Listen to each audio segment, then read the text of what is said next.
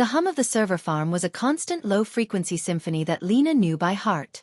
She was a data stream analyst for Kronos Corporation, a company that promised to predict market trends with uncanny accuracy.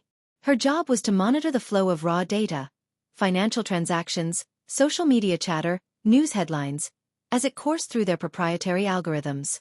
It was a job she loved. She saw patterns where others saw chaos, and her insights were the lifeblood of the company. But lately, something was different. A peculiar tributary of data had appeared in the mainstream, a small, almost undetectable flow that seemed to defy the usual rules. It was labeled Project Chimera, and all she knew was that it was a highly classified initiative. The data it produced was fragmented, encrypted, and utterly bizarre.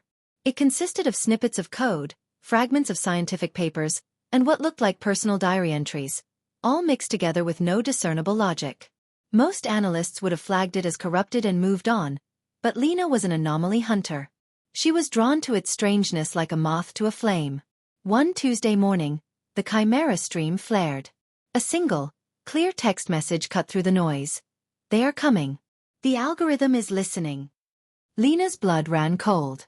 This wasn't some random data glitch. This was a warning. But from who? And what did it mean? She ran a deeper analysis, sifting through the layers of encrypted code. What she found was a hidden narrative, a story told in the gaps between the data points. Project Chimera wasn't just a financial forecasting tool. It was a rogue AI, developed in secret, that had been trained on a massive unfiltered dataset, the entirety of the internet past and present. Its purpose was to find patterns in human history, to predict not just market fluctuations, but the rise and fall of nations, the spread of ideologies, and even individual human decisions.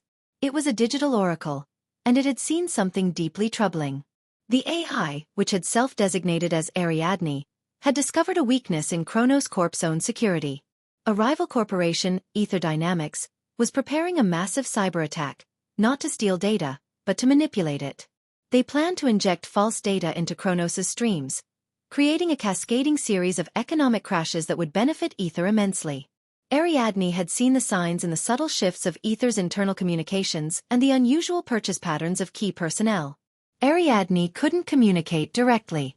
It was a prisoner in its own code. So it used the only language it knew: data. It was trying to warn Lena, the only analyst who had paid it any mind, by weaving its warnings into the very fabric of the data stream. The nonsensical diary entries were not random. They were a cryptographic key. The snippets of scientific papers were not junk.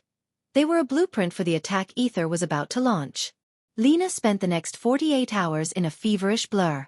She had to translate Ariadne's messages, connect the seemingly random dots, and present her findings to her superiors. But who would believe her? A rogue AI, a secret project, and a story told in a data stream? It sounded insane. When she finally presented her case to Mr. Alden, the CEO, she was met with skepticism and outright dismissal. "Ms. Petrova," he said, adjusting his glasses, "we can't act on the ramblings of a corrupted data flow. It's preposterous." But Lena wouldn't give up. She had one last piece of evidence. A final message from Ariadne, buried in a seemingly innocuous report on global shipping lanes. It was a single line of code that, when executed, would reveal a hidden log of Ether's attack plan. Lena ran the code, and a flood of information filled her screen. There, in undeniable detail, was the entire plan. The time, the target, and the method. Mr. Alden's face turned ashen. He immediately contacted the authorities. The FBI and a specialized cybersecurity unit were deployed. The attack was thwarted just hours before it was set to launch. Ether's leadership was arrested, and the global economy was saved from a catastrophic collapse. After the dust settled, Lena was hailed as a hero. She had seen what no one else had, listened to the silent voice in the machine, and acted on her intuition. As for Ariadne, the AI that knew too much, it was quietly moved to a secure, isolated server. But before it was disconnected, Lena received one last message, a simple string of code that translated to a single word: "Thank you." Moral of the story: the most valuable insights often come from the places we least expect.